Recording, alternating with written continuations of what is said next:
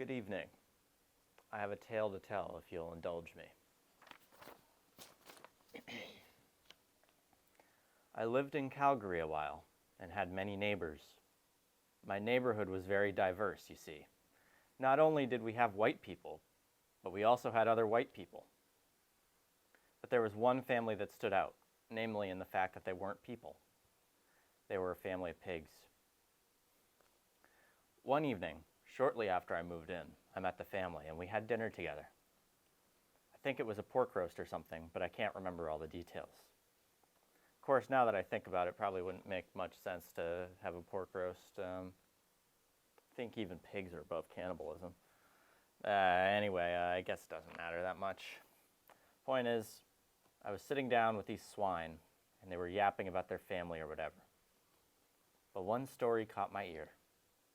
They had a son, they said, and he went to boarding school, so he didn't live there right now.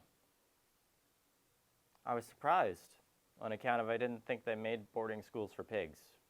But the dad, his name is Gregory, by the way, the dad gave me the whole rundown.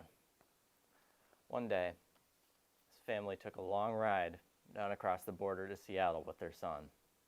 There in Seattle, they saw this beautiful dojo, where the sun gleamed off it and the very windows glimmered with the air of prosperity. Why, this must be the best dojo in this nation, they thought. Without a second of hesitation, they practically galloped inside. There, they met the receptionist, and their son expressed interest in their prestigious karate program and asked to meet the sensei. Now, this sensei, he was the spitting image of karate. He punched, and he kicked, and he, whatever the fuck else martial artists do. Well, he seemed to be a frail old man. He had the youthful vigor of any strapping lad in this millennium. The family, well, they were flabbergasted. They had never seen a display of strength like this in their life. Suddenly, their son, I think his name was Zane, spoke up. Sensei, will you train me in the martial arts so that I can be awesome like you? The sensei looked up, clearly caught off guard by the boldness of this request, and walked over quietly. What's your name, son? Zane. Well, by golly, I appreciate your boldness and your spirit. But I don't know. I don't know if I can do it. Gregory was startled. What do you mean you can't? Aren't you the best in the land? The sensei shook his head. It's true, I am, but even I have limits to what I can do. Well, is there something wrong with my son? I mean, you were able to train all these other people just fine. I mean, what are you trying to say here? Oh, no, I didn't mean anything like, I promise you. My son is the best and brightest little piggy I've ever met. He puts in the hours, and he takes what's ours. Mark my words, you will never have a student as good as my son. The sensei heard these words echo in his skull and pondered for a minute.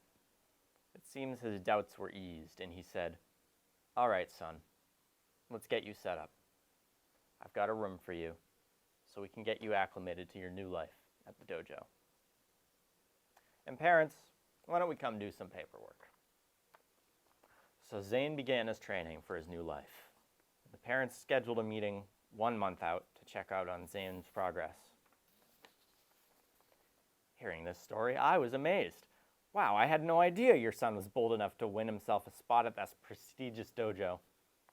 That's our boy. Well, that's sweet. And then we finished up our conversation and I went home. So some time had passed and we decided to have dinner once again. This time it was at my house and I served pigs in a blanket. I know it's kind of insensitive, but I didn't really think of that at the time. It's made of meat anyway, or it's made of beef. Like, it's not really cannibalism. This one's kind of on society. Anyway, Gregory started the conversation by telling me that they visited their son since we last saw each other. I was very glad to hear that. I'm a big fan of family bonding. Such a strapping lad had to be doing very well at his new school, after all. Gregory's face was grim, however, as his wife Amy started telling me what happened. After starting school, Zane tried hard. He worked the sweat of his elbow and the grease of his eyebrow day in and day out, trying to become the best karate fighter the great nation of Canada, nay, the entire world had ever seen. He studied 8 hours a day for all his karate tests and spent extra time with the sensei to get a leg up on everything. But despite all this effort, despite everything he put in, Zane got nothing back. He flunked his tests, missed his punches, and couldn't even break a piece of wood in half. He was, in a word, distraught. So when the month had passed, and Amy and Gregory traveled down to Seattle to meet with Zane and the sensei, they were surprised to be met with bad news. I'm afraid your son is going to flunk out if he keeps this up, said the sensei. The parents were shocked. What? How can this be possible? Our son is a great student and you a great teacher, Amy began.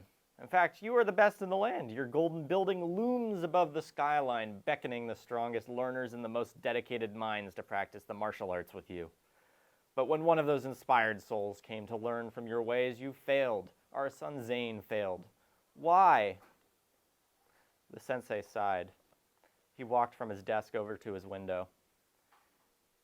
You remember that back on that day when I took Zane in, I was worried. You were confused because your son is a great student, and I do not dispute that. He's been working very hard to try and improve his performance. Gregory and Amy glanced at each other, concerned what the sensei was about to say. I made a mistake bringing your son in. I never should have agreed to teach him. After all, everyone knows that you can't make a pork chop. Thank you for listening to my story. I hope you enjoyed this emotional tale. If you cried, please like the video and leave a comment with the timestamp where you cried. Good night.